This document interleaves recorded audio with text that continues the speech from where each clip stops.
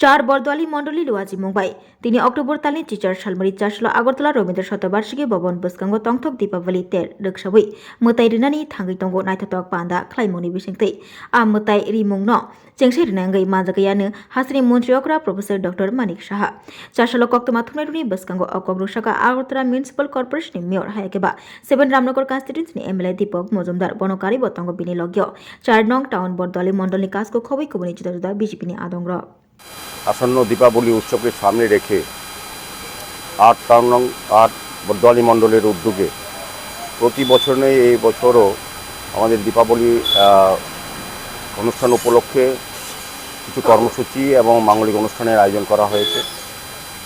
তো আমি আমাদের অনুষ্ঠান সূচি বিষয়ে প্রথমে আলোকপাত করব। আমি প্রথমেই আগরতলা শহরবাসী এবং রাজ্যবাসীকে দীপাবলি উৎসবে সবাইকে শুভেচ্ছা, ধন্যবাদ এবং স্বাগত জানাই। আমার আশা এবং প্রত্যাশা থাকবে আমাদের এই পুজোতে সবাই সার্বিকভাবে অংশগ্রহণ করবেন এবং এই পুজো অনুষ্ঠানকে সাফল্যমণ্ডিত করার জন্য সকলের একটা আন্তরিক সহযোগিতা আমরা কামনা করছি আজকের এই সাংবাদিক সম্মেলনের মাধ্যমে। তো আমি অনুষ্ঠান বিষয়ে মণ্ডল সভাপতি কিছুটা শুরু করার কথা বলেছেন। আমরা 8 টাউন বরদোয়ালির উদ্যোগে প্রতি বছরই শ্যামামায়া পুজোর আমরা ব্রতী হই।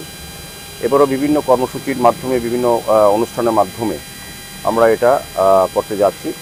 আগামীকাল সন্ধ্যা 6:30 ঘটিকায় আমাদের মাঙ্গলিক অনুষ্ঠানের মধ্যে রাজ্যের জনপ্রিয় মুখ্যমন্ত্রী প্রফেসর ডক্টর মানিক সাহা মহোদয়ের হাত ধরে আনুষ্ঠানিকভাবে আমাদের এই 3 দিনব্যাপী অনুষ্ঠান 19, 20 এবং 21 তারিখ সূচনা হবে। তো 19 তারিখ 6:30টায় মাননীয় মুখ্যমন্ত্রী প্রফেসর ডক্টর মানিক সাহা মহোদয় আনুষ্ঠানিকভাবে এটা অনুষ্ঠান শুরু করবেন। তারপর সাংস্কৃতিক সন্ধ্যা থাকবে প্রতিদিনই। 20 তারিখও আমাদের এখানে সাংস্কৃতিক অনুষ্ঠান হবে, 21 তারিখে হবে।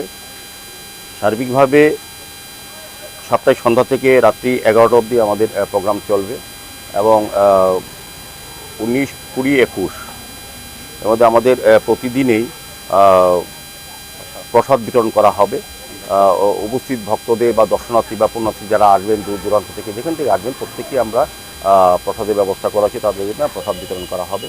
তো সার্বিকভাবে বিভিন্ন কালচারাল প্রোগ্রাম, শ্যামা সঙ্গীত, বিভিন্ন বাউল, লোকগীতি, লোকসঙ্গীত এই ধরনের প্রোগ্রাম থাকবে। তো আমার ধারণা এটা গতবার থেকে এবার ভালোভাবে করা হচ্ছে, বিশেষ উদ্যোগ গ্রহণ করা হচ্ছে। প্রতি বছরই আমরা নতুন নতুন কিছু কিছু ব্যবস্থাপনা রাখি।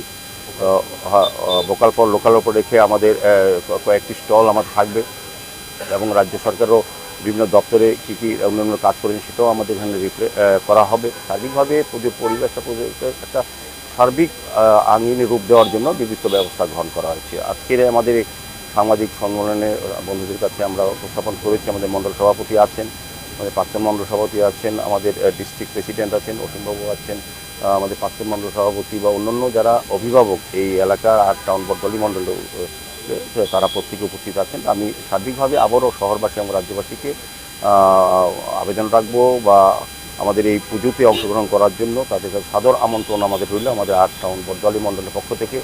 তো আমি বলবো যে পুজোর সময় আমাদের রাজ্যে একটা পরম্পরা, জাতি, ধর্ম, বর্ণ নির্বিশেষে আমরা সব প্রত্যেকেই এই পুজো অংশগ্রহণ করি। আমাদের রাজ্যে আমি বলবো যে একটা মহল তৈরি হয়েছে যেখানে যার যার ধর্ম করার মতো, কর্ম করার মতো নিজস্বভাবে একটা জায়গা তৈরি হয়েছে। এটাকে আরও এই ধরনের অনুষ্ঠানের মাধ্যমে সমৃদ্ধ করা হবে। তাতে 8 টাউন বরদোয়ালি মণ্ডল প্রতি বছরই এই শ্যামামাকে সামনে রেখে একটা ঐক্যের যে বাতাবরণ যেটা আমাদের রাজ্যে তৈরি হয়েছে বিগত কয়েক বছর ধরে, এটাকে আর সমৃদ্ধ করার জন্য প্রচেষ্টা বিভিন্নভাবে করা হয়, সবাইকে সামিল করা হয়। তো আমারও আশা প্রত্যাশা থাকবে আমাদের কমিটির পক্ষ থেকে যারা উপস্থিত হয়েছি 8 টাউন বরদোয়ালি মণ্ডলের সভাপতি, প্রাক্তন সভাপতি, ডিস্ট্রিক্ট প্রেসিডেন্ট এবং এখানে অভিভাবকরা যারা আছেন তারা সবাই আমরা চাইবো যে প্রত্যেকেই যাতে এই পুজোতে অংশগ্রহণ করে পুজোতে উপভোগ করেন। বিভিন্ন সাংস্কৃতিক প্রোগ্রাম, মাঙ্গলিক অনুষ্ঠান যাতে সবাই সবার প্রতি আমাদের আমন্ত্রণ রইল।